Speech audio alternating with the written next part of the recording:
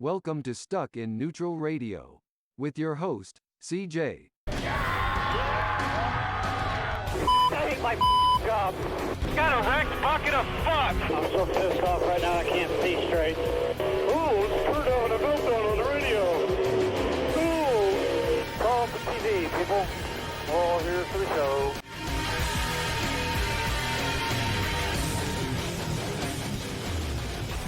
Hello, everybody, and welcome into Stuck in Neutral Radio, Episode 2, here on February 22nd, 2023. Hopefully you all enjoyed this past weekend's races here at Daytona. It'll be interesting to get everybody's opinion, hopefully, in the comments section. Don't be afraid to comment down below on what you guys thought of this past weekend's race and also what you guys think of the podcast here. But obviously, a lot to talk about here later on in the show as far as covering all of the three major races that happened at Daytona, the Truck, Xfinity, and Cup Series races. I'm not really going to touch too much on the ARCA race. I'll probably talk about it just a little bit in passing, but we'll go into a full review detail as far as what happened from start to finish in all three races later on in the show. But first, I want to just cover some of the main points coming out from this weekend. Not too much news, really, as far as, relating to drivers or teams or much like that came out of the last, week or so, last couple weeks since I've done a podcast. Last podcast I did was the LA Clash, which was 2 weeks ago now, so a little bit, but not really too much news, like I said. The main stuff that came out of this weekend, though, were obviously two main things that came out of the Daytona 500 that I heard or saw people talk about. There wasn't really too much talk about the Truck Series race. Obviously, that got rain shortened, and we'll talk about that later. And then, obviously, the Xfinity Series race was decent. And like I said, we'll get into that more later on. But the Cup Series race was the main talking point, and that'll be probably the main talking point of every week because it's the biggest series in the sport. So the two main things that really people were talking about, though, was firstly the amount of commercials. The amount of commercials, you didn't really have to keep track of them. You didn't have to time how long the commercials were. You didn't have to, have a counter of how many commercial breaks there were. You could just watch the race from start to finish until there was a lot of commercial breaks. And this isn't really something new when it comes to mostly Fox. I think if you were to ask most people would say that you'd probably see more often a lot of commercial breaks on the Fox end of things versus the NBC end of things. Personally, I, just as a casual person who's not really paying attention to that, you do kind of seem like you do get more actual watch time of the race when you're watching in the second half of the year on NBC versus in the first half of the year on Fox. And in years past, I've never really paid too much attention to the amount of commercials and the amount of commercial breaks that we usually see, because mostly I'm just watching as a casual person. And in the past, I know people have complained about it, but not at the Daytona 500 usually. It's usually at just like random races in the middle of the season. Usually if there's a race on FS1, you'll probably see a little bit more commercials because there's just less viewers. And, the less known tracks usually get more commercials, I feel as though. Like I said, I'm basing that off of just pure opinion. But this weekend in that Cup race, man, it was technically the longest Cup race in NASCAR, or the longest Daytona 500 in NASCAR history. I think it went like 215 or 213 laps, something along those lines. And boy, oh boy, there was a lot of commercials. Like I said, if you're a casual viewer, you could just tell. Just watch the race from start to finish. You can tell there's a lot of commercials. And the one thing that I keep seeing from people online, especially on Twitter, that you'll read is, people will bring up, well, this isn't something new. It's more of just because the internet brings up the fact of, there's, so many commercials that gets blown out of proportion because of the internet. Well, I went ahead and I saw something on the internet that detailed some certain things that I think should be said here. So I'll just go over the basic numbers.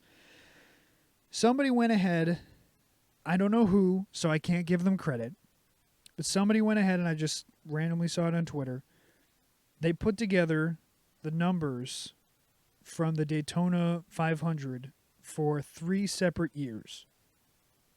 And they added up the amount of ads and ad breaks since 2001. And the 3 races they detailed here were 2001, 2010, and this year, 2023. The amount of commercial breaks comparative to the last couple of the 2 previous Daytona 500s that I listed, the 2001 and 2010 one. 2001, you had 19 commercial breaks. 2010, you had 20. So pretty much the same. This year, you had 3 extra commercial breaks, 23. Doesn't really seem like a lot, right? Well, let's just go to the amount of laps missed. You had, in 2023, the amount of laps missed due to commercial breaks was 78. So there were 78 laps. Now, that does include caution laps. So, give or take, we'll say 10 or 15. That's still, you're missing 50-something. 50, we'll just round down to 58. Take 13 off of that, and you got 58. Maybe. I don't know how to do math.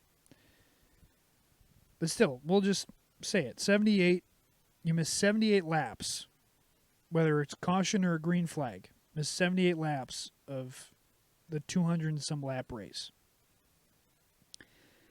The green flag laps missed were 58. So yeah, I was right. 58 laps, which means that with the percentage of greens with ads was 29%. 29%. Now, that might not seem like a lot. It might seem like a small number. But if I'm going to be totally honest, 29%, we'll just round up. We'll say 30%. You're missing 3/10 of the race due to commercials. Go listen, or not listen, go watch most other sporting events, especially football. Do you really see that many commercial breaks? You don't even have to go to another sport. Go to the same motorsports. Go watch an F1 race. Do you see that many commercial breaks? And it's not like you go watch an F1 race and there's constant, side-by-side racing. There's constantly something happening. There's long stretches of F1 races and IndyCar races where, nothing's happening. Because guys get so stretched out and certain teams get out to, a minute lead sometimes, depending upon what track and who's leading. Sometimes people get out to an insane amount of time ahead of just second place. So there's plenty of races in open wheel racing, especially in F1, where the races just aren't even competitive. Some guys just get out to just giant leads and they never give up that lead. But this is the Daytona 500 where there's constantly some type of action. And like I said, in other races, like Fox next week will go to Auto Club. And we'll talk a little bit about Auto Club here in a second. Fox next week will go to Auto Club for the second race of the year. If there were a lot of cautions, or not cautions, I keep getting that mixed up, commercials. If there were a lot of commercials at Auto Club, I wouldn't be too upset. Because not only is Auto Club going away, but even if that track itself and the layout and how it is wasn't going away and wasn't going to be here next year, even if that wasn't the case, and this was a mainstay race that you see every year, I would still be less upset because it's not a marquee event. I would say that there are only a couple of types of races that you go to that I would say you probably want to see less commercials in. I would say the Daytona 500 is one. It is the biggest event of the year for NASCAR. It draws in probably by far some of the biggest viewership that you'll get. And a lot of people watch the Daytona 500 and that's all they watch. So if the product of trying to get people to draw in, if most of your race is commercials, people aren't going to be very interested. People aren't going to be interested in watching commercials for half the time. And sure, it's not actually half of the race's commercials, but holy shit, did it feel like it. Those first couple laps, they were like 6 laps into the race, right? And I'll get into more detail as far as why nobody able to move. It's all just 2 trains where literally like nobody's gaining or losing positions. But you watch the first 6 laps and nobody's done anything, and we're already going to commercial in 6 laps. 6 laps. And we're already going to a commercial break. Nothing's happened. What pissed me off more was they go to commercial and all the action happens, all the lead changing and everything happens usually when they're on a commercial break. So there's how many times where you'd go to commercial and we'll say Alex Bowman's leading. They go to commercial, like those first 6 laps, nothing happened. They go to commercial, they come back, all of a sudden Christopher Bell's leading. Did they show a replay of how it happened? No. And the fact of the matter is that I understand that advertising is a giant piece of what NASCAR is. Always has been, always will be. Until the model changes, which I don't see happening, it will always be a giant part of this sport. Advertising and sponsorship and commercials are probably a big part of what makes NASCAR continue. But at the same time, the commercial breaks and stuff, that's Fox. That is 100% Fox.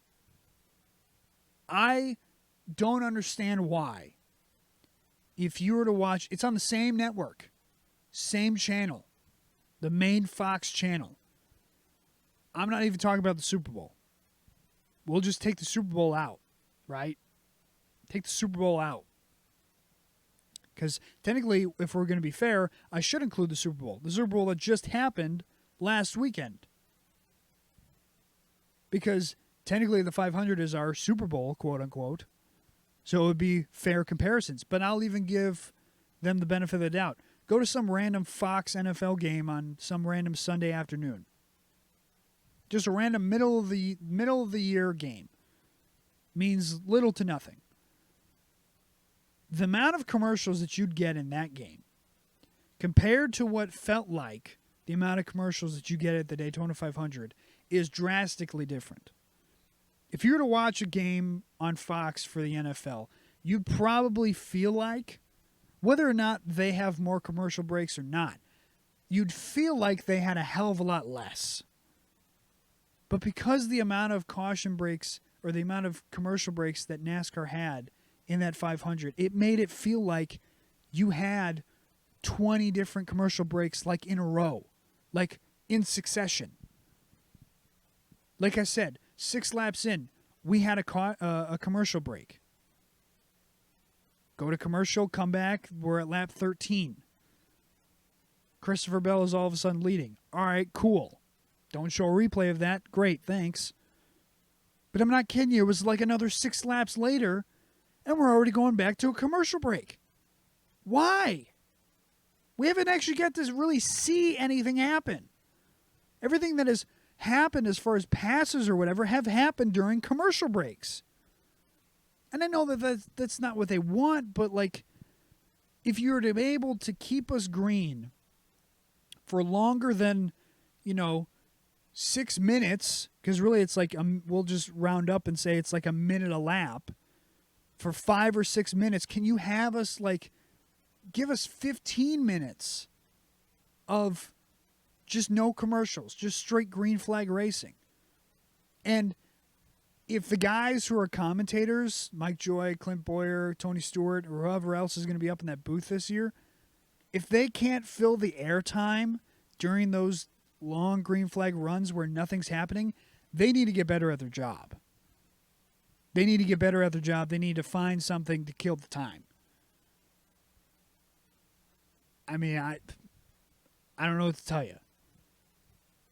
So at some point, it gets beyond irritating because as a fan, this is the biggest, like I said, this is the biggest event of the year. And the amount of commercial breaks that you have at the biggest event is like, because commercial breaks for people are times where they'll either flip off the channel to go watch something else, or they'll get up and walk away and stop watching. I'm not going to sit here and say like the amount of commercial breaks made people want to stop watching the race, because anybody who was going to sit there and watch the race was going to watch the race. But you can't tell me that it is not beyond annoying, and also at the same time, it does make you want to turn it off. That's why, like, I have people and family members who watch the sport who won't even watch it live. They'll record it. They'll record it because the amount of commercials that usually happen during races, they'll record it, wait for the event to finish. They won't even care. They'll just, who cares who wins or loses or finishes second or whatever. I'll try to ignore it. If I find it and I see it, fine, but I'll still watch it. And they'll just fast forward through the commercials. And the only reason they do that is because of the amount of commercials. That's not a made-up story. That's a real thing. So for people to sit there and act as though these commercials, people in line, to act as though these commercials just don't have any effect and people are blowing this way out of proportion is just, you need to read the room. Try, the people, mostly the people who are trying to defend it are NASCAR, people who are involved within NASCAR or are actually on the broadcast itself. It would be better in that scenario to just not address it. Just don't address it at all. How about this? How about you go watch the broadcast yourself? Because you're on the broadcast. So you don't really know how many commercial breaks there are. So maybe you do, maybe you don't. But I would suggest you go sit down, watch the 4-hour race that it was from start to finish, and then tell me if it really felt like it was that long. Tell me if it really felt like how we feel. And I would suggest and probably guess that you probably feel the same way. The second main problem with the Cup race, that is, was I got to give Denny Hamlin credit. Denny Hamlin, I went and listened to his podcast before the Daytona 500, the week before, and he called it 100%. And obviously, it's like, well, of course he's going to know because he's a fucking Cup driver. He's been doing this forever, and he's been in the car. He knows how this is going to work. But he called it exactly how it went.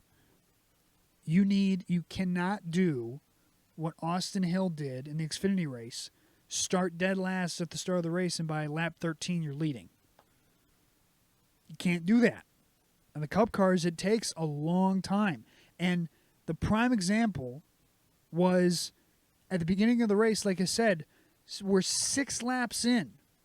Nobody's moved. I loved how Mike Joy was sitting there like, hey man, you might be wondering why these guys are still almost looks like they're pacing. I'm wondering that myself as a NASCAR fan, as somebody who watches every week. I'm wondering why these guys can't do anything. And it's simply the car and the package that they give them. So I understand that NASCAR executives and people who don't really know too much about NASCAR who run the show think that just because you have cars close to each other in proximity that makes for good racing. But that's not true. To actually have good, hard back-and-forth racing, you have to actually have good, hard back-and-forth racing. Like, you actually have to really see cars be able to make moves, get a run on somebody, and actually be able to make that pass. That when somebody gets a run on somebody, it can't just be killed because of the amount of dirty air or the bubble that's coming off of their car. And I'm sorry, but we've had this dirty air issue for so long now.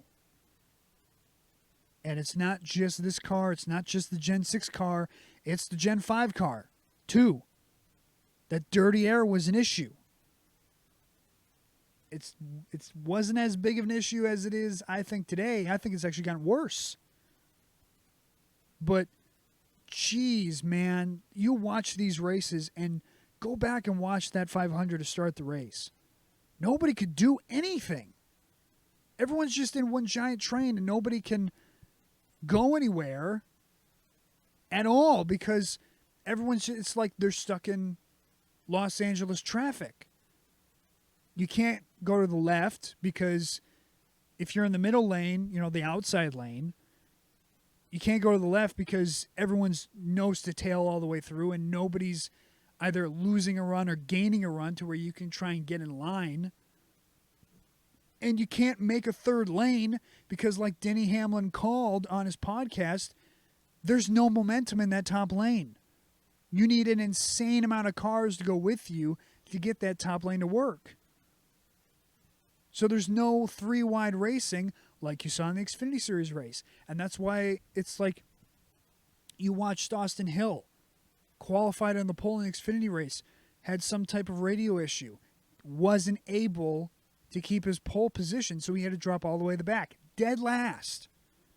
And in like 13 laps, the dude was leading the race. You can't do that in the Cup car at all. And that is a real issue. That is something that, for some reason, I don't understand why they don't see that as an issue, why it's not getting more talk than it is.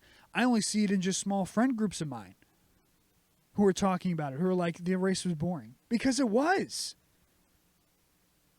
And it wasn't because, there's not too many wrecks. It was just because of the simple fact that you got guys who can't do anything. Like, I'll give Denny Hamlin his roses. The dude is good at super speedway racing. He found himself on his way to the front. He was at the front towards the end of this race, too. He was competitive. I'll give him his flowers. Like, he's earned it. He's earned the right to say that he's good at super speedway racing because he is. He actually has legitimate skill, and he's smart, and he knows what he's doing when it comes to super speedway racing. I'll give him credit for that. But boy, oh boy, how long did it take him to find the front? He wasn't lying when he said it might take, 2 whole fuel runs. And, that's a lot. That's a whole stage. That is an entire stage of racing. So you mean to tell me that if you start at the back, it takes you all the way to the end of stage 1 to find yourself at the front. And if some small mistake happens where you find yourself back in the back again, you won't see the front again, if you're lucky, until the end of stage 2. There's something wrong there. That can't be how super speedway racing is. You need to find something better, NASCAR. Because, there's some people will be like, the race was fun, the race was great, blah, blah, blah. I don't know what race they were watching. I kind of found myself just tuning out. Sure, like I said, every super speedway race is going to be fun because there's wrecks. You get big pileups. You saw Kyle Larson. Oh my God, him and Brad Keselowski at the end of that race hit that wall so freaking hard. And you'll see wrecks and you'll see guys, like we saw in the Xfinity race, guys flipping upside down on the roof and blah, blah, blah. You'll always see that at super speedway racing, regardless of whatever car or whatever super speedway track you go to, you're going to see that. But that's only a small piece of what makes super speedway racing good. To the casuals, that's why they watch super speedway racing. That's why they watch Talladega and Daytona, is because of the wrecks. That's the casuals. The NASCAR fans who watch all 36 races out of the season want to watch super speedway racing as a part of that. It's a part of what is enticing about that type of racing, but at the same time, it's a small part. The other part is the amount of lead changes you see and the different types of strategies you see and the runs and the kind of maneuvering that people can do in super speedway racing that you don't get to see. Guys like Austin Hill can go from dead last to the lead in 13 laps. And you can literally watch them just weave in and out of traffic. And it's fun to watch guys who are from the back make their way to the front like that. That is a key part of super speedway racing, is being able to have the maneuverability to make up an exorbitant amount of spots in a very short amount of time. And with this Cup car, you just don't get that. It takes such a big part of what makes super speedway racing fun out of it completely. It really does. Because always at the end of these races, you can't count the guys, with 20 to go. You can't count out the guy who's in 13th. If you go to Bristol or you go to Auto Club like we're going to next week, or you go to Vegas or Phoenix or wherever else you go, Dover, whatever regular track you go, if a guy's in 13th place with 20 laps to go, 99.9% of the time says that he has no chance of winning. Sure, that's, there's still a small amount of chance, but at the same time, you just don't see that. Maybe 1 in 1,000 times a guy from 13th at a regular track will, in 20 to 15 laps, be able to make up that time. Usually it's off of pit strategy, not just off of being able to all be on the same thing, all be on the same tires, same fuel, everything, and be able to make all that spots up just by driving. That's a big part of the super speedways, is when you go to a super speedway race and you got 15 laps to go, 20 laps to go, guy who's in 13th has just as much of a chance of winning as the guy who's in first. But with this Cup car, you take out the guy who's in 13th, 12th, 10th even. You take those guys out of the equation because they just can't find the momentum. They can't get the runs. They can't do it. They can't make up all that time like they used to. It takes so much more help. It takes teammates having to work together. Why was RFK Racing so good at the 500 this year? Why were they so good? Because Brad Keselowski and Chris Buescher stuck to each other like glue all throughout that entire race. And especially at the end. Oh man, Clint Boyer, oh man, those RFK guys are so freaking fast. I wonder why. Maybe it's because they're constantly hooked up and they're constantly helping each other. They're constantly pushing each other, whether it's Chris Buescher in the front or Brad Keselowski in the front, it doesn't matter. Their goal is to try and get one of their cars to win, because they know that them two working together is a hell of a lot bigger advantage than a couple of Chevys who aren't technically teammates but are just Chevy aligned trying to work together. At the end of the day, the super speedway racing that we have with the Cup Series is not good. It's not good. I'm not saying it's two-car tandem levels of bad. Hell, at least with the two-car tandem, you could find somebody, find a teammate, find a random guy, get to their radio, start pushing them, and be able to make up a decent amount of time within just a couple laps. Sure, you'd have to have a partner. You can't do it by yourself. But at the same time, you're actually able to make a decent amount of time up in a short amount of time. In this pack racing, go watch the first 10 laps. What happened? What really changed? Not much. And it isn't just, Alex Bowman was skilled enough to stay up front. He didn't move lanes. He didn't have to. Because they were all stuck together. The outside lane couldn't get a run and the inside lane couldn't get a run. Simple as that. All right, I'm done ranting. I'll get more into as far as what actually happened on the races this past weekend here in a bit, but we'll take a short break and we'll be right back after this.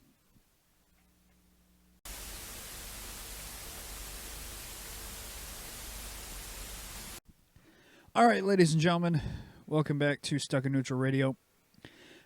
Before we get into this past weekend's recap of the Daytona races, I wanted to cover this weekend's race really quickly about Auto Club This weekend is the final time that we'll be racing at Auto Club with this current configuration, with it being, I believe, I don't know the exact distance, but it's a between 1.5 and 2 mile track, somewhere in between there. But the current configuration, everybody's pretty upset that it's going away, and that there will not be a Auto Club race next year, and the next time we'll see an Auto Club race is in 2024, when the new reconfiguration is set to be finished. As far as this weekend's races go, I am excited. It should be an interesting race. Auto Club is an interesting track in the sense that it is progressive banking, which is now everybody's favorite type of racing for some reason. That now all of a sudden the progressive banking is where you get your best races, because nobody can do anything besides going to tracks that have progressive banking, where you have more banking up near the top, near the wall, and less banking near the bottom. So Auto Club is that type of race. And also, a lot of people have fell in love with it more just because of the simple fact that Auto Club is different in the sense that you can really go, 3, 4, sometimes 5 wide, going down the straightaways or in the corners at that track. You can really get spread out. And with how the car is now, and like we just discussed with all the dirty air issues that we've had forever with these cars, but with this car in particular, with the next gen car, people seem to really like the Auto Club race from last season. And I did too, to a degree. But the number one thing I think is that you'll see a good race this weekend, but everybody's super upset because it's changing. And actually, I just looked at what the new configuration is supposed to look like for 2024 earlier today, and it closely resembles, so it's going to be a 1.5 mile track. Or sorry, not a 1.5 mile, a half mile, excuse me. So it's going to be a half-mile short track, and it very much closely resembles, see, I don't know if there's banking, but it very much closely resembles, as far as the pictures I've seen, to Martinsville, in the sense that it is there's not very much rounded corners. It's very much like Martinsville, where it seems like it's going to be very much of a paperclip track. Again, I don't know if the corners are very much banked, or if it's going to be a mostly flat track where you will see similar racing to Martinsville. The number one thing I think, though, is the racing itself when it comes to the new configuration, I don't think will be all that bad. I think that people are freaking out a bit too much. I think that people are very upset because we have something currently that people enjoy, and they're seeing it go away now, and they're upset. The one thing I will say, though, is the timing of this reconfiguration could not be worse. Because for years with the Gen 6 car, what was the talk? Well, the 1.5 mile tracks are extremely boring, and the short tracks are where you have the most entertaining racing.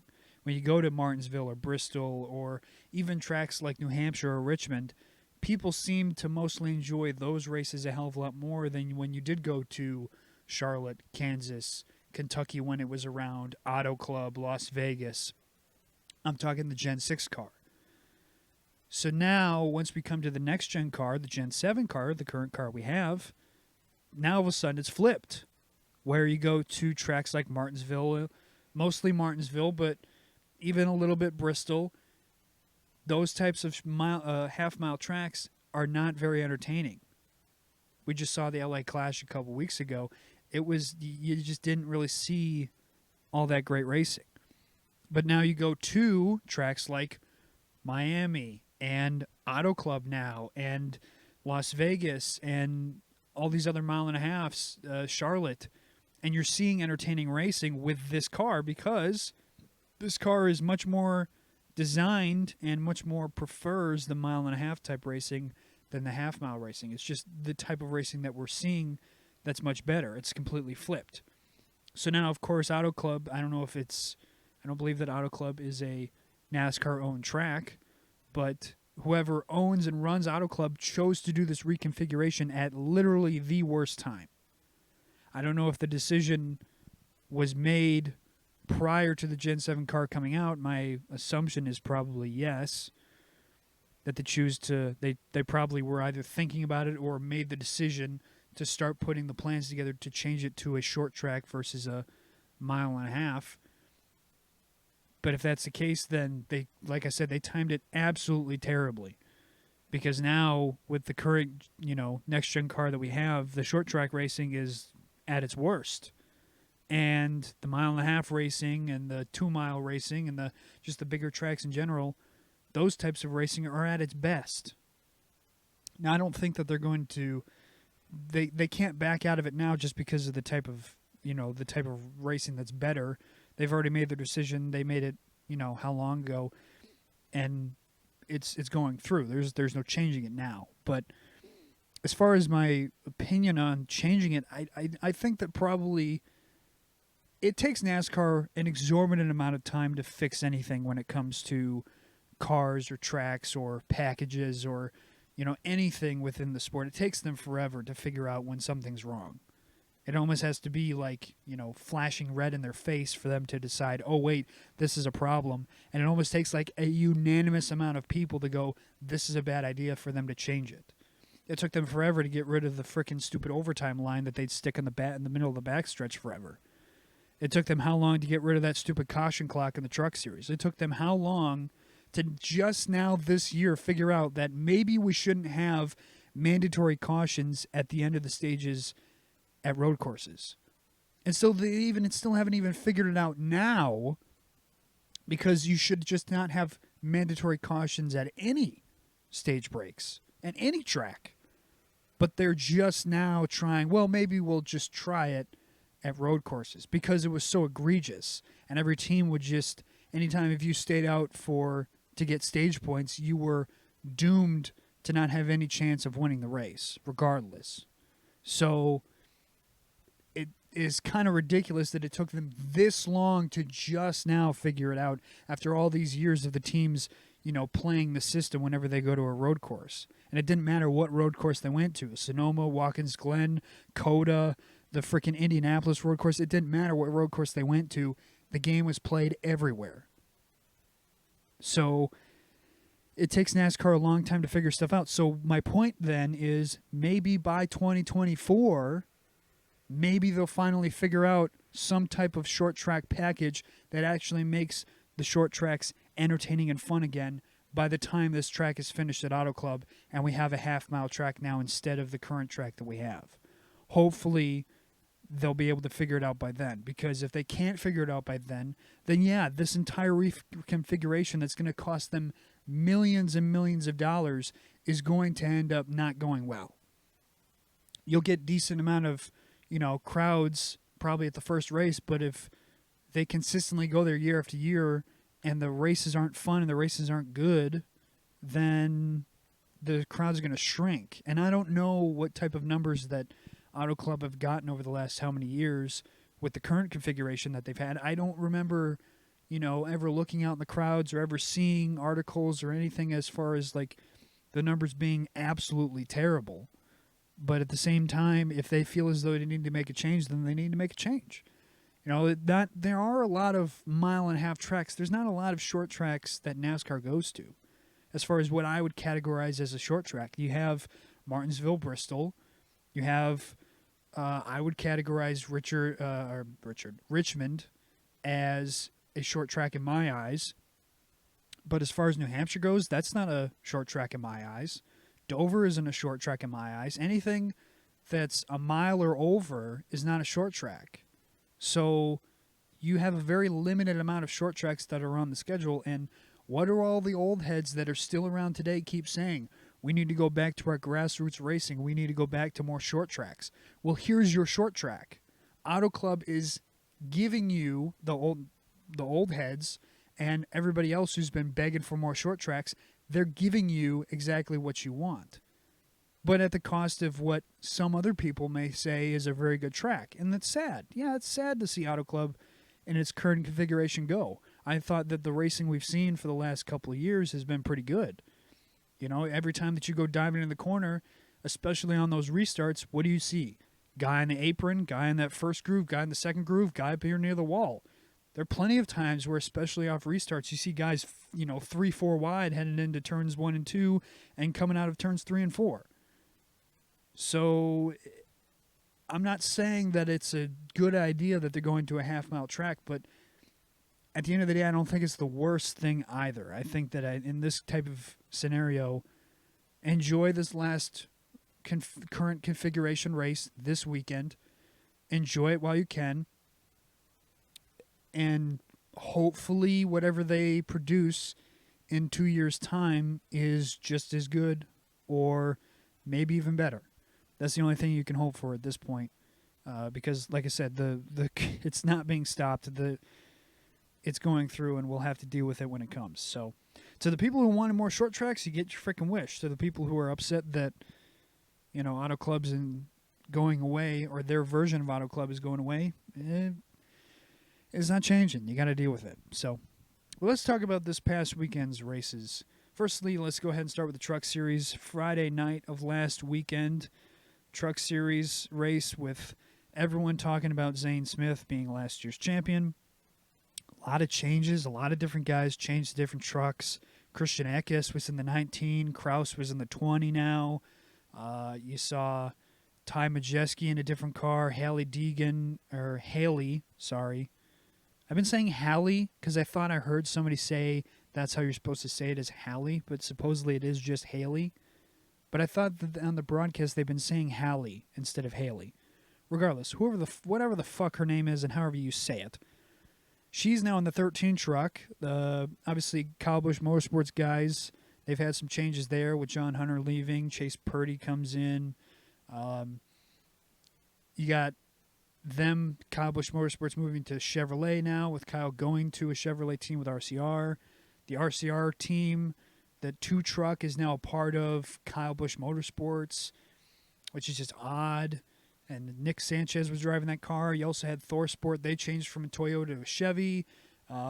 David Gillen Racing, DGR, I want to say, they changed their name. I think it's Tricon now. They're now driving in Toyota. There's a lot of changes in the Truck Series. And it's funny, I'll probably say all this, and nobody has any idea who most of those people are that I just said. Anyways, so let's get into the actual race. The actual race starts off, I thought they had a solid regular start to the race with Christian Eckes getting out to the lead. And then it wasn't too long afterwards that it started raining in turn 1, which brought out the first caution.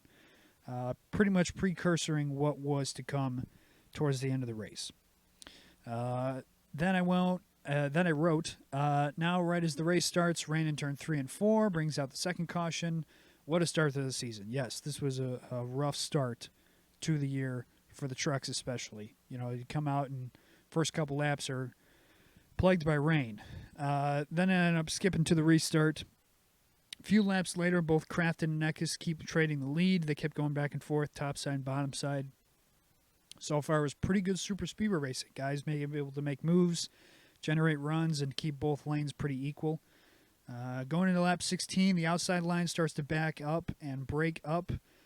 At that point, Nick Sanchez in the third line on the inside had a great save after almost spinning out of turn 4.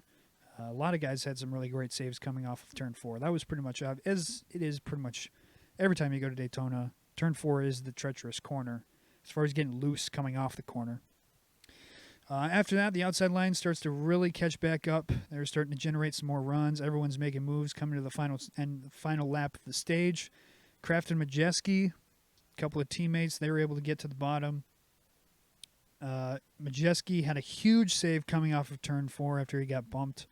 And I thought he was done for there, but he really slowing up the inside line, though, is when he was starting to spin and coming to the end of stage 1. With that, Christian Eckes ended up winning the first stage of the race. So pretty solid racing the first half of the first stage of the race. Not too many moves, or not too many, problems. There were moves, but just, not too much crashes or nothing like that. Stage 2 came. At the start of Stage 2, you had Ankrum and Friesen out front with some pit strategy, and as pit cycles came and went, and at the end of Stage 1, those two were leading. Some guys on the lap 28 chose to make it 3 wide, which I thought was way too early and extremely unnecessary. Guys being way too aggressive in stage 2. I mean, you still got a long, long ways to go. No shocker, though. A lap later, third caution comes out as Clay Greenfield gets loose in the middle lane through the tri-oval and collects Daniel Dye, DiBenedetto, Thompson, and Deegan, and that brought out a red flag for a short bit. If you actually go back, and if anybody's curious, Clay Greenfield was actually interviewed after the wreck and stuff. I don't know how long after it was, but he was interviewed afterwards, and the interviewer, before she even asked him a question, was like, yeah, Clay Greenfield took out a bunch of trucks here tonight, just right out in front of him. And I was surprised that he wasn't a bit more upset by that, but just a funny little clip there. After that, they go back green after they go back to the yellow flag, and they go back green with about 5 laps to go on lap 36.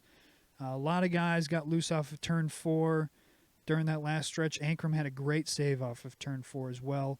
And then on the final lap of stage 2 down the backstretch, Friesen, who was leading on the top line, he got turned by Ben Rhodes, collecting a bunch of trucks, making it I put quote-unquote small big one. So that pretty much took Friesen out, and was really sad because, Friesen was having a good run. And also, that was by far the coolest looking truck out of that entire race, was Stuart Friesen's truck. That was, it was really cool with all the colors and stuff. And obviously the cause he was also had as a sponsor was pretty cool as well. But after that small big one, that brought out the yellow, and that gave Tyler Ankrum the win in stage 2. So stage winners were Christian Eckes and Tyler Ankrum. Also, I think, small shout out to Tyler Ankrum, because as far as guys who are in the truck series, I know that as far as main people, Ty Majeski gets a lot of talk. Matt Crafton has been around there forever. Obviously, Haley, Jesus Christ, I'm going to butcher that forever. Haley Deegan, she gets a lot of talk because she's Haley Deegan, and everybody loves Haley Deegan. But that guy, Tyler Ankrum, I mean, he has been in the truck series for a while now. He took over the 16 truck. I don't even remember exactly what the team's name is. But that 16 truck won a championship with Austin Hill years ago, and he's been solid ever since. And so I want to just give a shout out to Tyler Ankrum, because I think he's one of the more underrated drivers, especially in the truck series. But anyway, on to stage 3. This is where all the fun began. We had a great start on the outside line for Smith and DiBenedetto. So DiBenedetto, even though he had a long night, Matt DiBenedetto did, multiple accidents he was involved in. So he was not done getting involved in wrecks as we go into stage 3. But a lot of changes for the lead off the start. Drivers on the top line are getting runs on the guys on the bottom, and then the lead guy on the top goes down to the bottom. It kept happening over and over again, like it was AI cars. Guys would get the run on the top side, they would get clear of the guys in the bottom, and then the lead guy would jump down to the bottom lane. But they kept watching it happen over and over again. It's like, just stay on the outside line. Get the outside line to work. And I know it's like, well, the thought process is like the more consistent line is the inside line. It's like, well, you've kept doing this over and over again. At some point, the guy in line needs to learn. So far, mostly the race was led by Corey LaJoie, which I thought he had a great running. And I also want to say this quickly before we go on. If the deal with Corey LaJoie in the Cup Series does not work out, and I hope that it does. I'm not saying I hope it doesn't. I'm just saying if it does not, him pulling a Matt DiBenedetto move or a John Hunter move and going to the Truck Series and racing the Truck Series full time is not a bad idea. Look what it did for John Hunter Nemechek. Forever, John Hunter was in Front Row Motorsports a couple years ago, and that third car, which was doomed to fail, but he looked bad. Like he really hurt himself as far as his image in the sport, and he went to the Truck Series, won a lot of races, probably should have won a championship with Kyle Busch Motorsports, and really reinvented himself and made himself look a hell of a lot better than he did previously. So if there is some problems with Corey LaJoie, if Corey LaJoie's Cup career doesn't work out, don't be afraid to go to the Truck Series, Corey. That's my only thing. But it was mostly the Truck Series race was mostly led so far by LaJoy. Zane Smith was up there for a good amount of time. Christian Eckes and Tyler Ankrum, all those guys had great showings so far at this point in the race.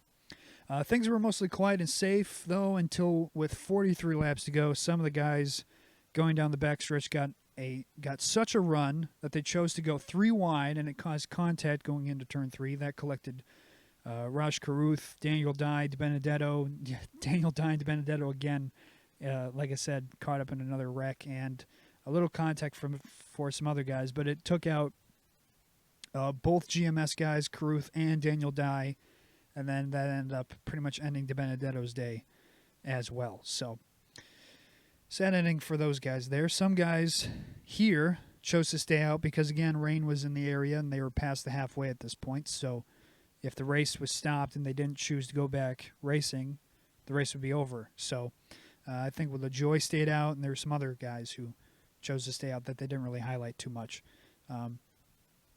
Off the start, though, LaJoy ended up, it didn't work out for him because he got split 3 wide after Ankrum and Crafton tried to go to push him, but it started really losing momentum, so they ended up jumping to the outside of him, splitting him 3 wide.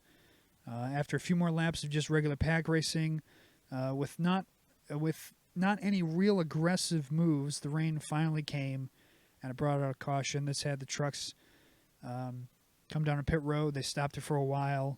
Then they tried, I'll give them credit, they tried to get him to go back green. They started pacing for a little bit, but after a while, it just didn't materialize. They ended up bringing the trucks back down lane, and at that point, Zane Smith was leading the race, so he ended up being declared the winner, and Zane Smith goes back-to-back at Daytona to start the season, and he gets his first win of the season. So, won at Daytona to start the race last season, and then also won the championship last season, so he keeps his momentum going forward. So, good for Zane Smith. Your top 5, Zane Smith in the 38 truck. Tanner Gray ended up finishing second in the 15, so a great run for him. Christian Eckes also got rewarded with a pretty nice finish there in third in the 19. Colby Howard ended up finishing ninth. He had a couple of times where he was up front and had himself a pretty good race. And Grant Infinger in the 23 finished 5th to round out your top 5. So there was the truck race from this past season. Now on to the Xfinity Series race. Xfinity race from this past weekend. Before the race even started, a couple of guys had some problems. I believe it was Jeb Burton had some problems. Not sure what his problems were. I didn't really catch. I think it was battery issues. And then obviously Austin Hill. Austin Hill? Right? Am I totally butchering his name? Yeah, Austin Hill. I don't know why I stumbled on that. But Austin Hill, he had some radio issues. And sadly enough for him, he was the pole sitter. And he ended up having radio issues. And some of the commentators were confused at first. Like, does he get a spot back? Does he not get a spot back? But he ended up not getting his spot back. And he ended up having to start dead last.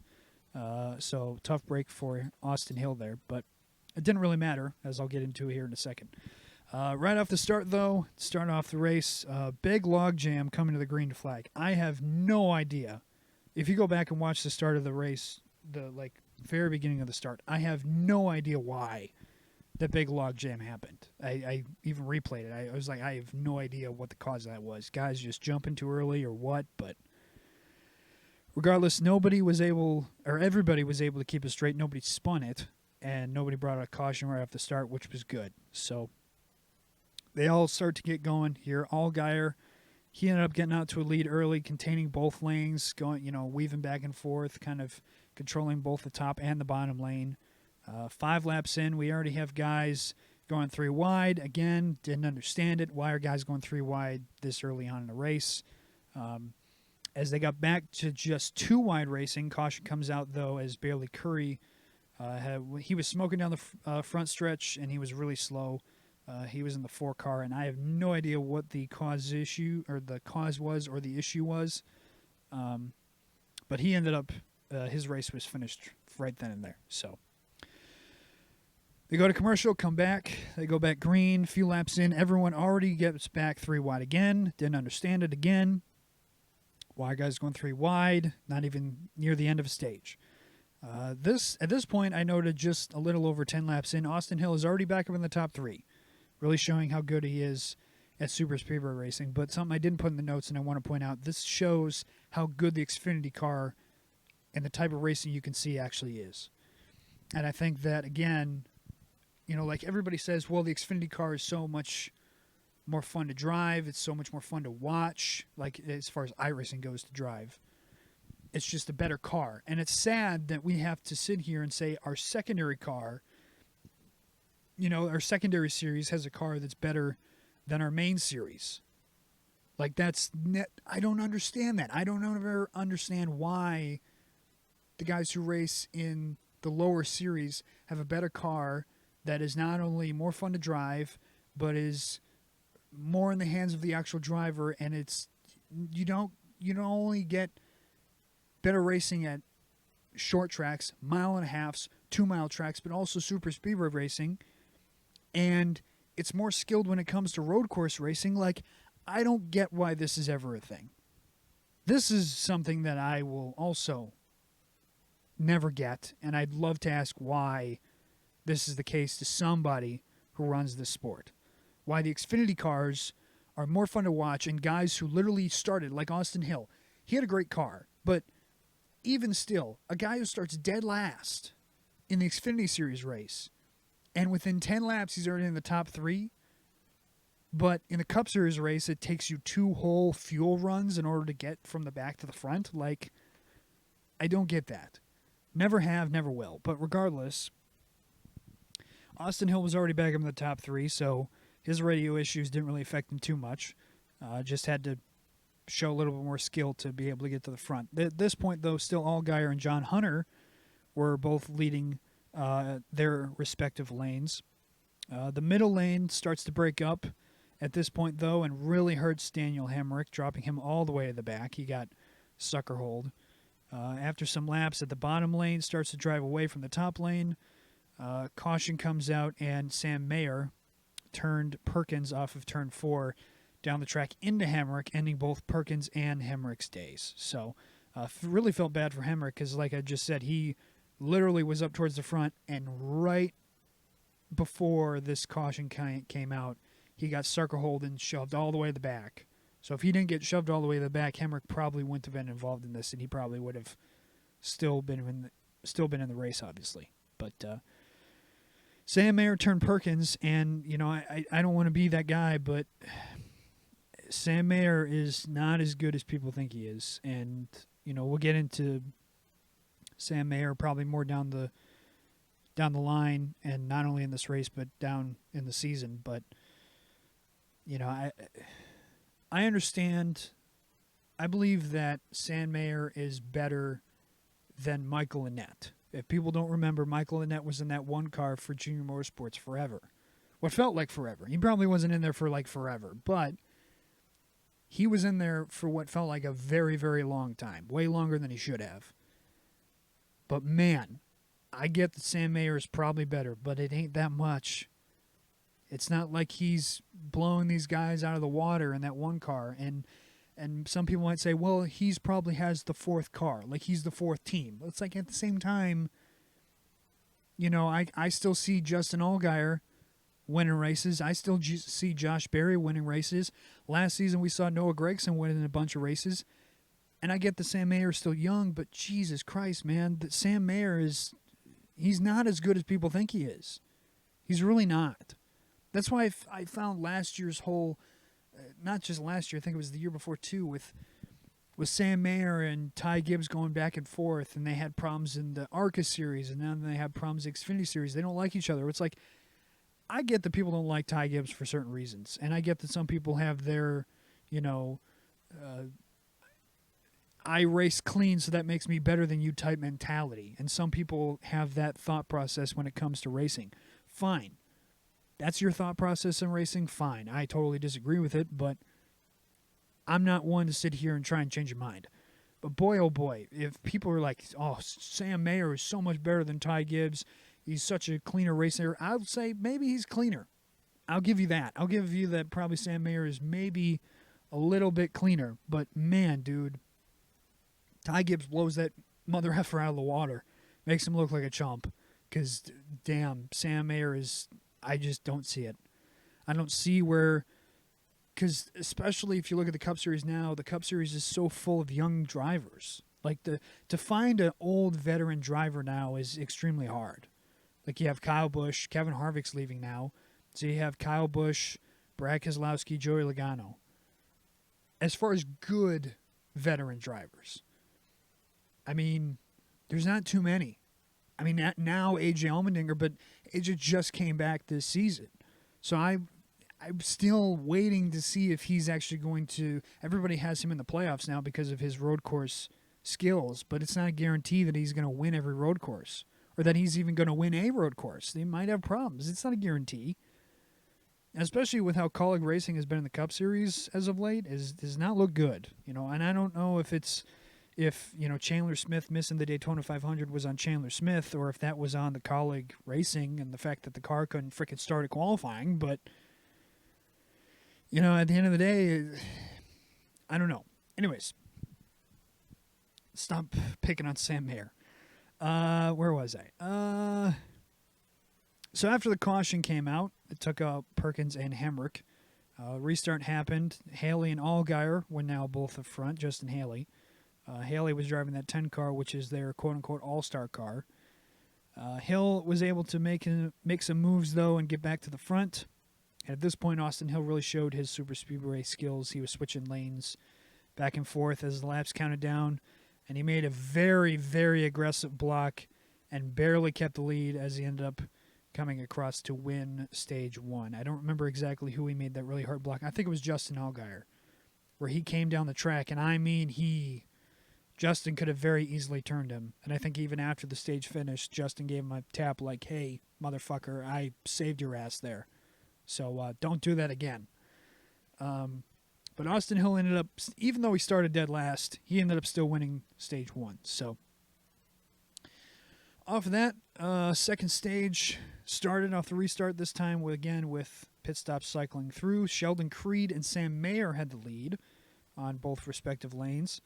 I then noted as the guys start and go 3 wide yet again, Kligerman towards the front just pushed Creed way too hard entering turn 1, causing multiple spins. Behind him, everyone keeps it straight mostly. Allgaier and Parsons spin out, but seem fine. And Creed got the worst of it as he hit the wall pretty hard with his right front. Kligerman, if you thought I was mean to Sam Mayer, we'll get into Parker Kligerman a little bit later when he really did something stupid. But we'll get into that later on. But I think this brought out a caution. But Kligerman and Mayer have the lead off the restart. This time, it was not too long later, Hill finds his way back up to the front yet again, this time with Anthony Alfredo in tow, which I'm not somebody who's going to sit here and be like Anthony Alfredo is a star, but he did pretty damn well in that 78 car. I'll give him credit for that. The smaller end team that you don't really normally see do very well at all, if ever, and Alfredo did pretty damn well in that 78, so kudos to him. Allgaier ended up noting Allgaier is able to get down and lead the bottom line ahead of Sam Mayer, pulling the bottom lane back even with the top lane. At this point, with 5 to go on the stage, a lot of lane changing started happening. Lead changing gets Sam Mayer back to the front. Whole lot of side drafting between Hill and Mayer. At the front, Allgaier was able to get to the front from the top lane with all Junior Motorsports teammates behind him. And then as they ended the stage 2, Sammy Smith got spun by Jeb Burton after they had crossed the lines. But this ended up resulting in Justin Allgaier winning stage 2. So if you go listen to... I have not listened to the Daytona recap podcast that Junior Motorsports did on his Dale Jr. did on his podcast. But I did see a clip of, he tells his guys that they have to work together, and I made note of it later on, and you'll see me talk about it, or you hear me talk about it. But they were nose to tail, those Junior Motorsports guys. They did what the Fords did X amount of years ago, not as well where they were leading the main pack by multiple seconds, just the 4 or 5 guys together, but they were sticking together, and as I'll note later on, even with the RFK guys, they stuck together for a good amount of the 500. So stage 3 started, though. Allgaier and Hill were both in the lead off the restart in their respective lanes. This time, Allgaier and Berry were on the top line. They got out a bit and jumped down to the bottom lane ahead of Austin Hill. Blaney on the commentary's side ended up saying pit stops were possibly soon at this point. With 45 to go, a bunch of Chevys came down. Kligerman ends up getting spun on the entry of pit road by Jones, making him take tires, and no caution comes out because of it.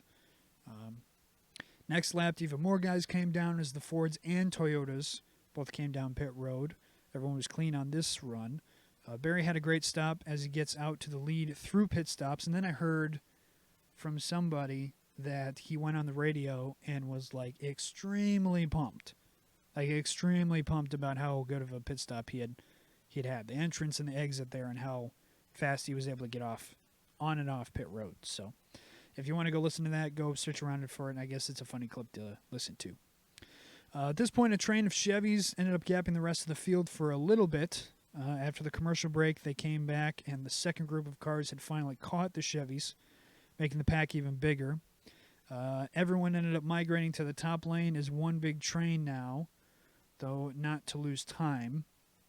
So everyone, as you see in a good amount of these super speedway races, regardless of whatever series you're in, not really too much in the trucks, but mostly in the Cup and the Xfinity series, you'll see one big lane right next to the wall on the top side, just running a big train around the top side. So I wasn't really too surprised to see that. But a few laps later, a caution comes out as McLaughlin ends up spinning and destroys his front end. There was no replay of this because he was just too far back of the main pack to even probably have a camera on him. But what probably happened was it involved Sammy Smith in some way, because they did show a camera of Sammy with a little bit more damage on his front end. So probably something to do with Sammy Smith and McLaughlin pushing each other, and something happened where somebody got spun. Probably Smith pushed him a little bit too hard, and McLaughlin ended up getting turned to the wall. Something probably along those lines.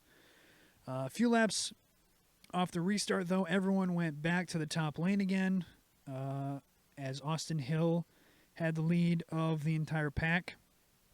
I did note that all Junior Motorsports cars at this point were lined up 2nd through 5th, and we were all just sitting there waiting, as the commentators pointed out, as the clocks, the laps started to wind down, the clock started to wind down on the race. Everyone just kept waiting for the Junior Motorsports guys to make a move. I mean, they were all lined up, all 4 guys from 2nd through 5th. So, they did a really good job as far as sticking together. At this point, with 12 to go, you started to see guys start to island hop.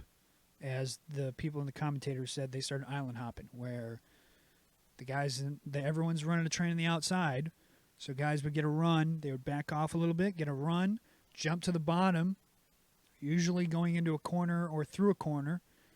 They would jump to the bottom, get as much of a run as they could, hope that there was a lane or an opening to the next car in front of them so they could gain a spot and get back up into that top lane, and almost kind of force their way back into that top lane. You started to see that more and more, and this is where Kligerman comes into the equation. So I know that Kligerman tries to island hop Jeffrey Earnhardt at this point, and just runs him into the wall just enough because he didn't have enough room, and he tried to force his way in there, and Jeffrey didn't want to let him in, because Jeffrey's not just going to let him get the spot. And he ended up cutting Jeffrey Earnhardt's tire after he pushed him into the wall pretty hard, and that took him completely out of the race because there was no caution. Earnhardt didn't spin it. He kept it straight, and he just ended up having to come down pit road and take tires and pretty much took him out of the race. And just like that, Kligerman being Kligerman did a dumbass move and showed that he just did not care. As far as my opinion on Parker Kligerman goes, hang on a second, I got to take a drink for this. I'm not going to sit here and say that Parker Kligerman is the worst driver ever, because that's an overstatement. I think he has some type of skill in general as far as racing goes, but I think that this dude, I don't find him to be very good whenever he's on the NBC broadcasts. I have not found him to be funny, entertaining. I've never seen him really run too well in either the truck or Xfinity races that he has done. I'd love for somebody to point out something good that he ever did on track. I don't know. I've never watched him do anything good. I have no idea. But Jesus Christ. I don't know. He probably admitted to fault afterwards and, whatever. But at the same time, it's not because he's an Earnhardt. That's not why. Like, this Kligerman doesn't do this shit all the time. But boy, oh boy, it shows that Kligerman he's not very good. He's not very good. And the one thing that I just do not understand, and this probably goes back to because he's probably got some type of money behind him that keeps giving him opportunities. Maybe it's because of the contract he has with NBC that he's able to, pull in enough sponsorship because he's on TV and he's on broadcast. And I don't freaking know. I don't know the guy enough to know exactly what his history is or how he's able to get the money to, continue him to keep racing. But Jesus Christ, the guy, he's just not good. Parker Kligerman is not a good racer. He's just not. And the one thing that I will never understand is the fact that he keeps getting opportunity after opportunity. Whether it's, like I said, in the truck or Xfinity races, I don't get it. I just don't get it. And I know that most of his opportunities are with smaller end teams that aren't very well funded and he doesn't get good rides. But maybe there's a reason for that. Maybe he doesn't get good rides because he's not very good. The guy's been in the Cup Series for how long now? He's not, 20-something years old. Like, he's not some young kid like even Sam Mayer, who's still on the early end of his 20s. Like, the dude is getting up there in age. Let's just Google Parker Kligerman's age here. Hang on. Parker Kligerman age. Hang on, where did that just go? Yeah, he's 32. Parker Kligerman's 32. And in the current climate of NASCAR, 32 is old. At this point, 32 is old. I don't get it. I get that. I know that the comment that they made during the race was that Big Machine Racing wanted to hire a veteran driver in general. I don't know if it was a veteran driver that they thought could keep the car clean or a veteran driver that they thought could be competitive. But if that was their goal, they missed on both fronts because Parker Kligerman is a quote-unquote veteran just by age standard, but he's not a veteran who is clean and he's not a veteran who's good. So that was kind of a mishire, I think, there. Anyways, though, Kligerman being Kligerman ended up taking Jeffrey Earnhardt out of the race, like I said, pretty much ending his chances. At this point, though, I was pretty irritated because I recorded this race, and I was watching it off the recording. And my recording cut out. So with like 20-some laps to go, as they were just running the top line, my recording just cut out. So I didn't actually get to fully see the last how many laps of what happened. So I ended up having to go back and watch the extended highlights on YouTube as far as what happened. So anything interesting that happened from like lap 20 to like the last couple laps, I did not see. If there was even anything interesting that happened. My guess is probably not. There were no cautions. Everyone went green until we get to this point where we're at. So with finally 2 to go, surprisingly, Allgaier just goes for it. Now, I understand that like the laps are winding down 5, 4, 3, 2. At some point, it's like, all right, we can't just keep sitting there in line doing nothing. Like, we have to make some type of moves. But with all the junior motorsports guys being lined up, 2nd through 5th, like I said, they didn't move. They all were still 2nd through 5th. I was shocked when Allgaier just turned left. So if you go back and watch, all of a sudden, Allgaier just goes for it. He just ducks down under Josh Berry for third. Brandon Jones ended up going with him because he's like, all right, I guess we're going for it. Probably. That's probably what he thought. So Jones just goes with him down the backstretch. Jones then turns himself off of Berry's nose. Because with all the chaos, they ended up going down the backstretch, and Jones ends up going off to make a move. Probably didn't get told he was clear, or maybe he did get told he was clear, and he just turns himself right off of Josh Berry's nose, taking him out of the race, giving him no chance. Caution comes out because of that. What a clusterfuck that was. So they go back to the restart. This time, Austin Hill and Allgaier are both leading. Alfredo and Mayer are now second and third. Again, Alfredo still up front. Amazing run for him. But sadly, Alfredo ended up getting shuffled out. Allgaier ended up getting a huge lead as they come to the white flag. He just got way out there. And he ended up, that was a terrible mistake by him, that he ended up allowing himself to even get out in that position. Sam Mayer ends up getting a huge run on Allgaier. He ends up getting up to him, goes to the top side, tries to just clear him, only gets side by side with him, then comes back down the track to try and block Austin Hill, who was starting to get a run. He gets turned off of his nose. He goes flipping down the backstretch, brings out another caution. A bunch of other cars are involved, and the race is over. Because it's on the white flag, they're going down the backstretch. Austin Hill is flipping down the backstretch, and the caution comes out. What a clusterfuck. What a clusterfuck for Junior Motorsports. That was hilarious to watch. Because I understand, like I think anybody would say, I understand, okay, you work with your teammates for most of the race. Nowadays, with how racing is, you almost have to work with your teammates because everyone just, whether it's manufacturer alliances or actual teammates, you have to have those guys with you in order to be successful at super speedway racing now. It's just a must. It's almost like manufacturers require you to now work with other Chevys. Like in the Cup race, you saw, if you're the Fords, you have to work with the other Fords. So if you're Penske, you have to be able to work with not just your Penske teammates, but Stewart-Haas Racing and Front Row and RFK. You have to be able to work with those guys. If you're the Chevys, you have to work with other Chevys. It was more prevalent, I felt, in the Cup Series than the Xfinity Series, but teammates is more what it seems like you'll see guys work with. Even there were points, even though Sheldon Creed and Austin Hill, they didn't really hook up too much, it seemed like they were able to work well together. At times, you saw them, bumper to bumper, Sheldon Creed helping Austin Hill a little bit and vice versa. They don't have too many teammates. It's just those two.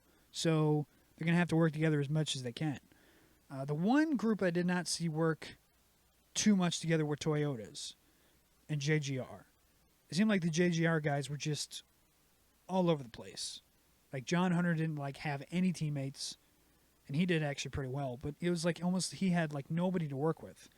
I know that Myatt Snyder was in the 19, but he was a non-factor for most of the race. I don't even know what the hell happened to him. And Sammy Smith, like I said earlier on, he'd been caught up in so much crap that he was probably he was out of it. So, but anyways, they ended up reviewing it, and it ended up coming down to John Hunter and Austin Hill. And Austin Hill, according to NASCAR, barely edged out John Hunter going down the backstretch, and they gave Austin Hill the victory. He wins at Daytona to start the season, and he is now locked into the playoffs. So your top five from the Xfinity race, I just mentioned Myatt Snyder, but Austin Hill ends up getting the win in the 21 car. John Hunter Nemechek gets second in the 20. Justin Allgaier still was able to salvage a decent run in third in the 7 car. Parker Reslav was able to get up to fourth. He was kind of mostly just outside the top 10 for most of the race, but he was able to find himself in the top 5, so good for him. He was in the 31 car. And speaking of the 31 car, Myatt Snyder, who ran in the 31 car previously, he ended up finishing 5th to round out your top 5 in the 19 cars. So good for those guys. Congratulations again to Austin Hill.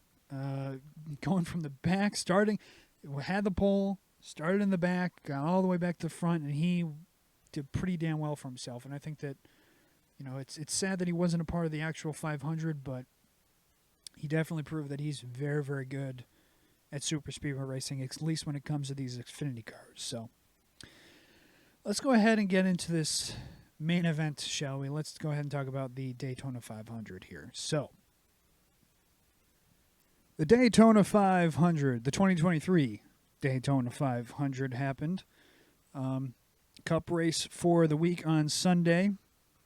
Start off stage one to start off the race.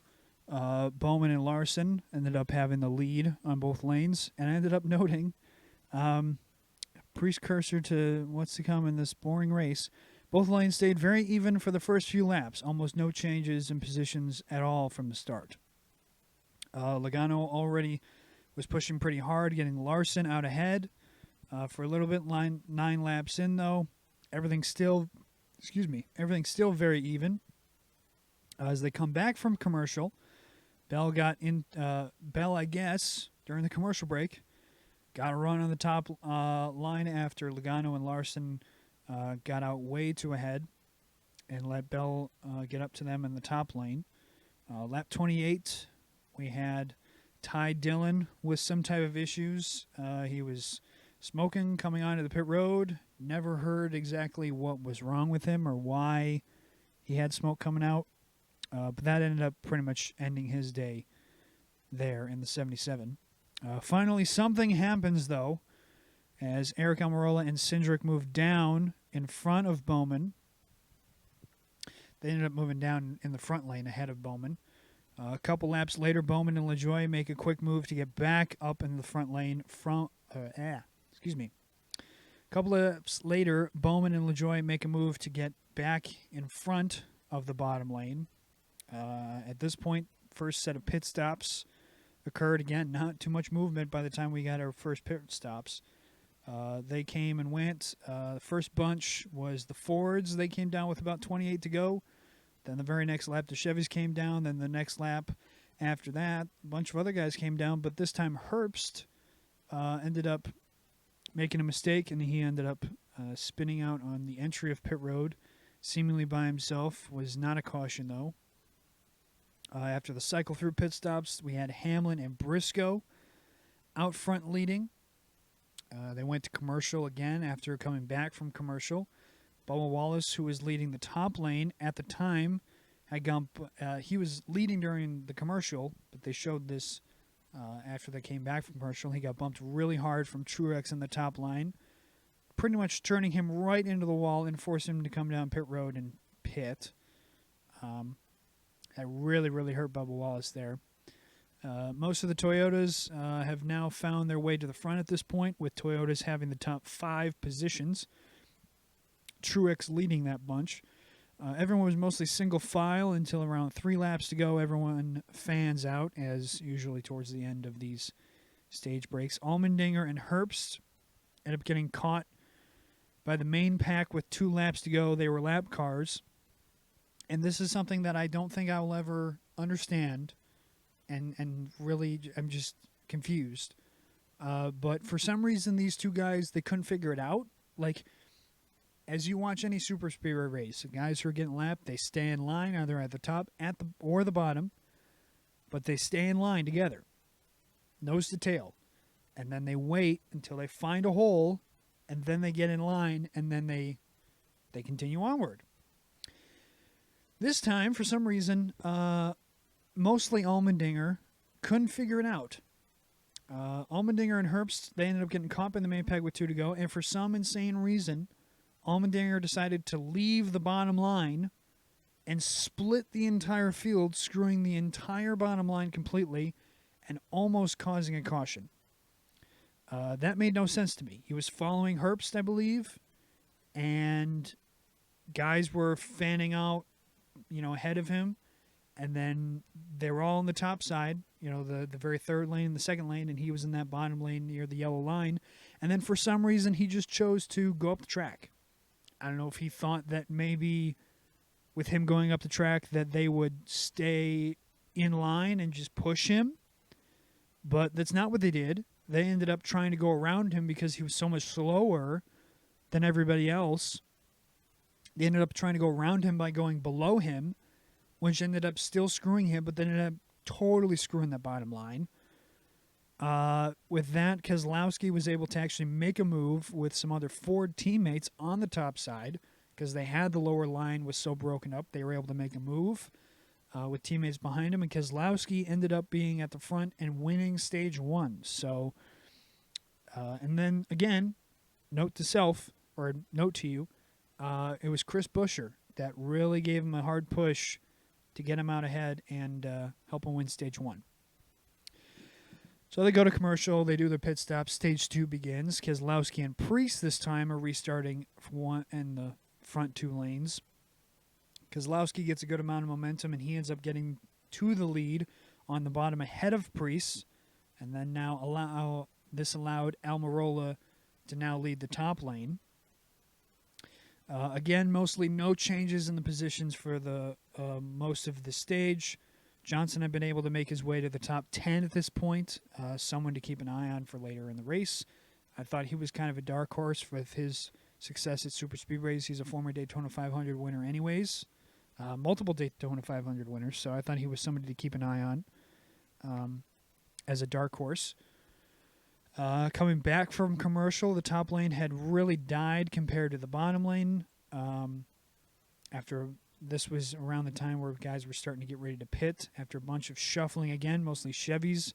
This time hit pit road on lap 108, pitting very cleanly. Kyle Busch ended up getting a penalty for too fast exiting, which was something to note. And then 2 laps later on lap 110, a bunch of Fords came down pit road. Then the next lap, the Toyotas. And then the next lap, the remaining guys, who were the Penske's mostly, the Penske drivers, they all came down and finished up pit stops. So after the pit stops cycled through, it then actually had Logano and Buescher leading both lanes after the pit stops. So this was probably the funniest part of this entire race. So I don't know if people out there have ever seen that meme on the internet. It's a NASCAR meme where, because the big joke in NASCAR, obviously, as I said earlier on the show, is how many commercials there are during these races. There was a meme that I saw, if anybody remembers last year's Daytona race, where it started raining in turns 1 and 2, right before the cars went into turns 1 and 2, and then there was a big pileup. Remember? It was that last race of the regular season last year, and then Austin Dillon ended up going on to win because there was like 8 cars left, and 6 of them were like, you know, the back markers pretty much.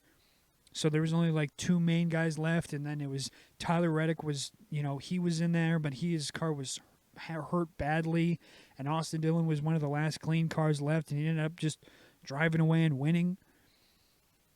If you remember that, there was a meme that was made of that where they made a thing where it's like, all right, when NASCAR, we're going to go side by side. And then they ended up going to like that side by side commercial. And right as they went to the side by side commercial is when the big giant pileup happened in turns 1 and 2 of that race.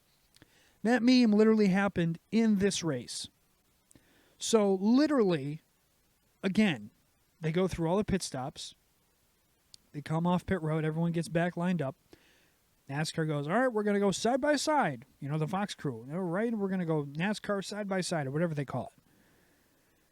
Right as they do that, right as they get the small little box on the side as the commercial starts playing, a big giant wreck happens in turns 3 and 4. In turns 3 and 4, what ended up happening was Harvick ended up bumping Reddick in a bad spot. It was in the middle of the corner, so I don't know why you're bumping anybody in the middle of the corner.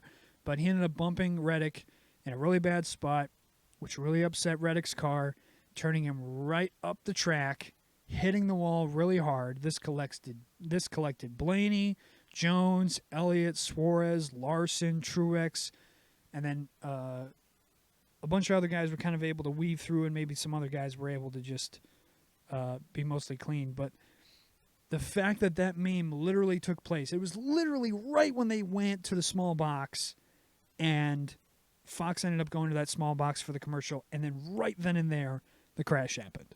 Just freaking hilarious. And then I loved how they're showing on the camera of the small box, they're showing all the cars come down pit road. They're starting to make repairs. Guys are trying to drive away from the scene, everything. And they're not coming back from commercial. They're just staying there. So the commercials keep playing while all of the stuff that we probably want to actually see on a big screen and talk about are all in this small, tiny little box.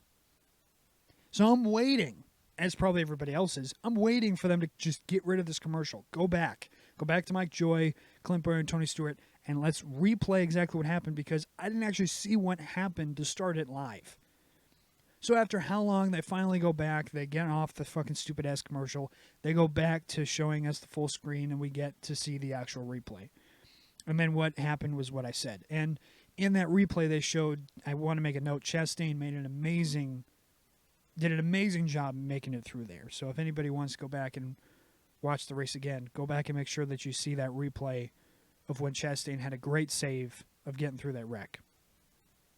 But with that, though, because Chastain didn't have any damage or nothing, he ended up starting on the front row next to Logano off the next restart. So off the next restart, you have Chastain and Logano out in the lead. Chastain ended up getting a great run off the top side, comes down in front of the Logano, he has the lead.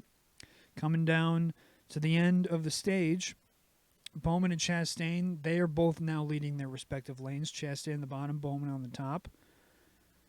And then, as I say that, as they're both leading their respective lanes, Chastain barely edged out Bowman, coming to the line, and Ross Chastain ended up winning stage 2. So, something to go away for Chastain at least. This now comes into stage 3, final stage of the 500. Everyone comes down pit road, gets their tires and stuff, and off the restart, Bubba Wallace. Remember earlier he got spun and turned into the wall. He and Almirola had the lead to start stage 3. A lap or so later, Blaney, who was involved in that big wreck that I mentioned earlier, his tire got cut and it ended up coming off the car and caused a debris caution. Almirola and Wallace are still out front again off the next restart. Wallace was really holding up that top line and almost caused Cindric to spin with how much he was holding up that top line. So Cindric and the other Fords end up shuffling out Bubba Wallace. He gets shuffled to the back. Now Keselowski and Buescher lead the top line ahead of Cindric. Buescher and Keselowski end up getting a great run and drop to the bottom line, taking control of both lanes. And this is why I said it's the two teammates of Buescher and Keselowski. I know Clint Boyer was like, oh man, those guys, they just must have great cars. It's like, nope, they were just working together so well. They just didn't leave each other. So Hamlin ends up, Hamlin with the bottom lane, he ended up getting a huge run and got out ahead for a moment as Harvick got shuffled out. He ended up getting shuffled out on the top line. Buescher and Keselowski get back to the front again off a huge run. And I noted again, the RFK cars are looking really good right now. Again, mostly because they were just working together so well. Now the bottom lane is really starting to fall off. The top lane is getting longer and longer. Everyone's starting to shuffle to the top lane. I thought it was going to start that long train again. Hamlin now pushing Suarez, though, is trying to get to the bottom lane, trying to get the bottom lane back up, trying to get them back even. Right now the top 7 are all Fords, and they've really dominated today's race and made sure to note that. Everyone is starting to move to the bottom as they approach the time to pit again. Everyone's top lane is starting to try and shuffle back down to the bottom. Wallace ended up having to pit much sooner because of him being off sequence from everybody else. He almost ran out of fuel. A bunch of other Fords came down to pit road with 24 laps to go, including Buescher and Keselowski. Hamlin and Truex pit but don't have much help, so they ended up pitting pretty much almost by themselves. Then a bunch of Chevys pit last. Finally, the remaining cars who haven't pit all come together on the next lap after the Chevys. And then after this pit stop cycle, a big pack starts to catch some cars ahead, and a big wreck happens. And what ended up happening was just a big stack-up happens, causing, as they caught that first pack, everyone's in that big train, and as they're like trying to almost maneuver around the slower pack, just a big stack-up happened. Ended up causing McDowell to get to turn Preece in front of the field. This involved Truex again. This involved Harvick, Briscoe, Gibbs, and unfortunately Jimmy Johnson was involved in that one. So that mostly took out all those guys. Then we ended up having, Hamlin also had a very close miss in that wreck as well, so keep an eye on him. Burton and Logano off the next restart, they both had the lead off of that because of they were in the lead pack, and they ended up, getting the benefit of that caution. That really hurt the RFK guys, as the commentators noted. So Logano ends up rocking out to the lead as Byron gets shuffled out this time. Allmendinger gets to the lead somehow. Don't know where the hell he came from. He got to the lead as Logano was shuffled out now. Keselowski and Buescher, who are working together, go to the top side and go to the lead. Now, finally, the field starts to settle down as they go mostly single file. And then with 4 to go, Busch and all the Chevys get by Keselowski and Buescher. You start to see guys who are starting to work together. They're like, all right, it's go time now. With 4 to go, Busch and the Chevys, they make a move. They get ahead. May have gone a bit too early because then, just like that, with 2 to go, Suarez gets turned to bring out the caution. I think he got turned coming off of turn 4, if I'm not mistaken.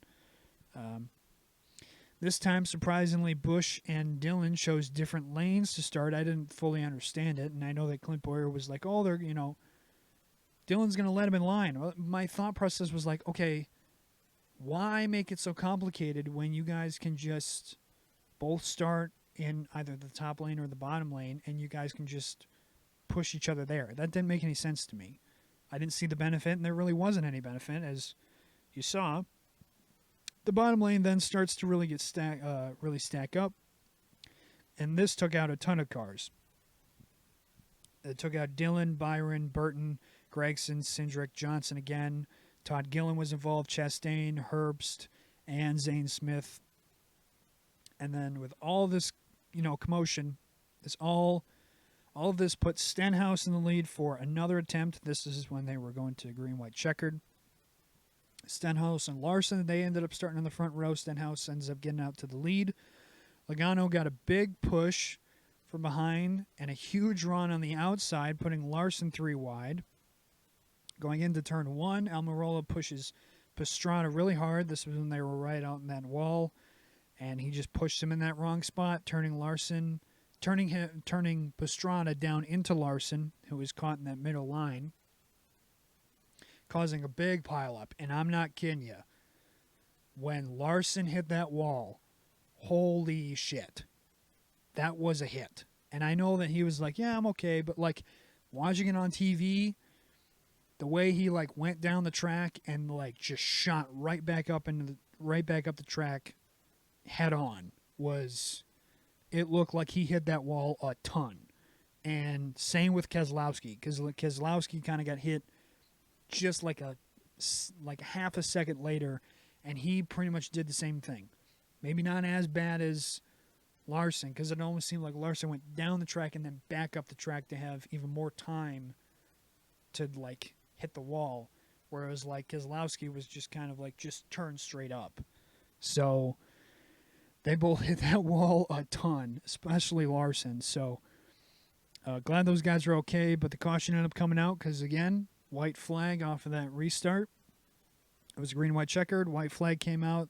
Crash happened right as they were going into turn 1 off the white flag. Stenhouse was ahead of Logano by at least a car length when the caution came out, and that gave Ricky Stenhouse Jr. the win as he won this season's Daytona 500. So Stenhouse Jr. in the 47, Ricky Stenhouse Jr. in the 47 ends up winning. He finishes first. Joe Logano in the 22 comes home second. Christopher Bell, even though the Toyotas were kind of struggling for most of the day besides that middle portion of stage 2, Christopher Bell came home P3 in the 20 car. Chris Buescher, even though Keselowski had a pretty bad finish, he still came home with a fourth place finish in the 17. And then Alex Bowman, this season's pole sitter, yet again, came out with the top 5 in the 48 car.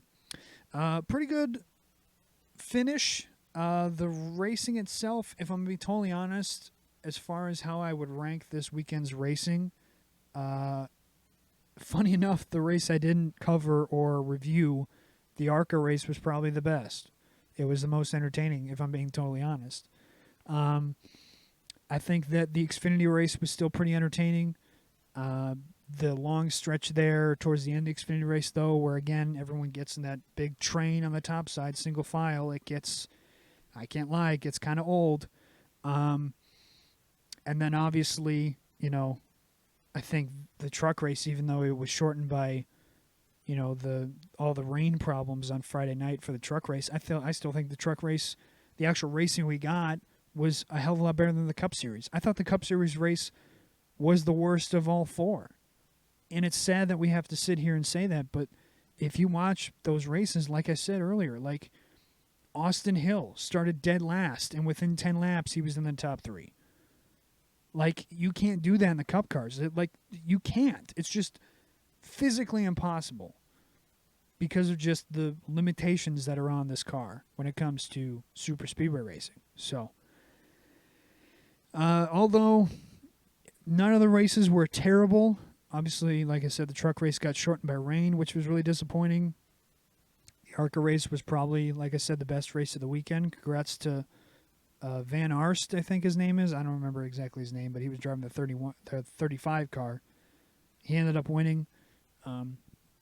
So congratulations to him, and hope everyone enjoyed. The one thing that I will say, though, again, to take another shot at Fox, I don't know if it was just me, but boy, oh boy, did the guys up in the booth during the 500, Mike Joy, Clint Boyer, and Tony Stewart, there were points where they were, excited, but there were, major points where they just had, no enthusiasm at all.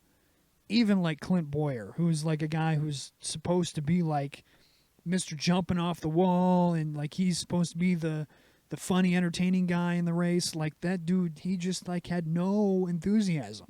Especially, the last wreck. The wreck that I just covered, where Larson got turned up in the wall, and it had the big wreck there at the end that ended up finishing the race. Clint Boyer's reaction was just oh no, Larson got turned. In that exact tone. That's how he said it. I would expect that out of, Tony Stewart. Because Tony is he's just there. He's just there for the paycheck. He's not he has no interest in being a broadcaster, probably. That's my guess. Probably has no interest in being a broadcaster of any kind for a full season or even half a season like Fox does or anything like that. He's fine with doing it just on his off times, just random events, random races whenever he can, just fill in his schedule for the season. Because he has nothing to do, so he'll do it. That's really what I think when it comes to Tony. So Tony's not going to be the guy who's going to be up in the booth jumping off the wall all crazy. But that's literally what Clint Boyer, I think, was hired to do, was to bring life to that broadcast team, to bring some excitement into that booth. And that race, he just had none. He had no excitement. He was just like everybody else. He was just monotone. He was just meh. So if he ever hears this, Clint, get some freaking, get back to the old Clint Boyer. I don't care what you got to do. Get back to the old Clint Boyer where you were exciting and boisterous and, not afraid to be loud and be excited about stuff that actually happens on the track. Because if you're excited about it, then you're conveying to the audience that you should be excited too. That this is something interesting and this is something that you should be paying attention to. I'm not saying you have to be screaming. I don't want him screaming the whole race. But when a giant wreck happens where Larson hit the wall a ton and it caused a big pile up, yeah, be a little bit, somewhat excited. Try. At least try. I don't know. Anyways, though, thank you to everybody who made it this far. Hope you all enjoyed this week's episode of Stuck in Neutral Radio. We'll be back again next week. Hopefully a little bit earlier in the week than this time around. I got the show out a little bit later than I kind of wanted to, but we won't be, I don't know, let me check here, because I obviously know I'm just going to NASCAR's website here to see the schedule. Obviously know that the Cup Series is racing this weekend, but let's see if the Xfinity Series is racing as well. February 25th is Xfinity, so they'll be racing.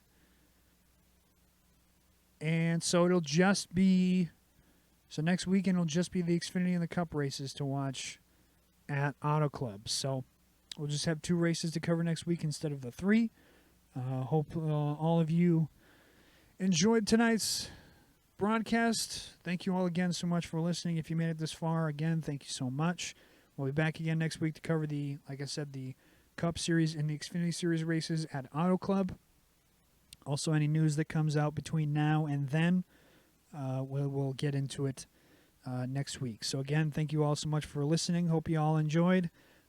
As far as uploading the podcast and stuff, I'm just I can't even lie, I'm just being lazy right now because the only place I'm uploading it is on YouTube.